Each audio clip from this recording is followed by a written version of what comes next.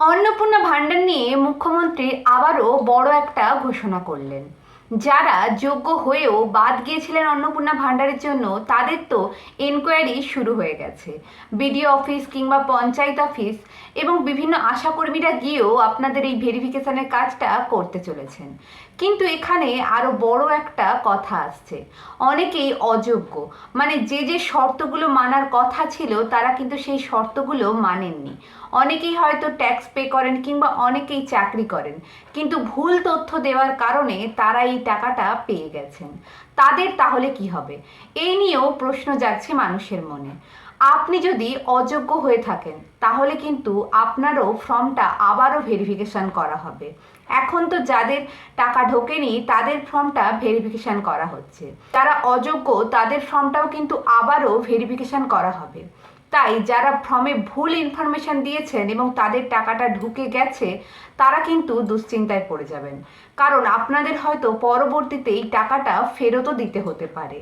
কারণ মুখ্যমন্ত্রী এমনটাই ঘোষণা করেছেন, যারা অযোগ্য তাদের বিরুদ্ধেও কঠোর ব্যবস্থা নেওয়া হবে এবং যারা যোগ্য তারা কেউ কিন্তু এই স্কিম থেকে বাদ যাবেন না।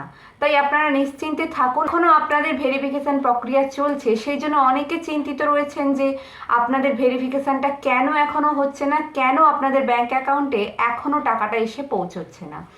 কিন্তু এই প্রকল্পের যে ভেরিফিকেশন, এর কাজ কিন্তু এখনই শেষ হয়ে যায়নি।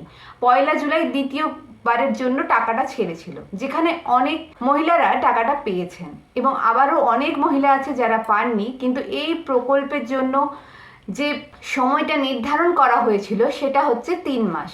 3 মাস কিন্তু এখনো পূর্ণ হয়নি। মুখ্যমন্ত্রী আবারও ঘোষণা করেছেন যে এই প্রকল্পের যা ভেরিফিকেশন সেটা এখনো 30শে আগস্ট পর্যন্ত চলবে। তার মধ্যেও যদি আপনার ভেরিফিকেশন সম্পন্ন না হয়ে থাকে, আপনি টাকাটা না পেয়ে থাকেন, তখন কিন্তু মুখ্যমন্ত্রী আবারও এটার বিরুদ্ধে কোনো কঠোর ব্যবস্থা নিতে চলেছেন।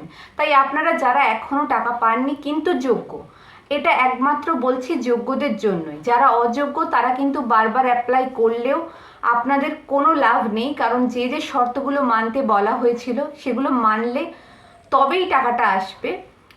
বৃথা চেষ্টা করে কোনো লাভ নেই। যারা যে শর্তগুলো অলরেডি অনেকেই জানে, বারবার ভিডিওতে বলা হচ্ছে যে এসআইআরে নাম বাদ গেলে কিংবা ট্যাক্স পে করলে, পেনশন পেলে এবং সরকারি চাকরি করলে, এইগুলো তো একদমই নিশ্চিন্ত যে এরা পাবেই না। তারপরেও অনেকে যদি ভুল তথ্য দিয়ে অ্যাপ্লাই করে থাকেন তাহলে তাদের বিরুদ্ধেও কিন্তু এবার স্টেপ নেওয়া হবে। তাই আপনারা ফর্মে কখনোই ভুল করবেন না।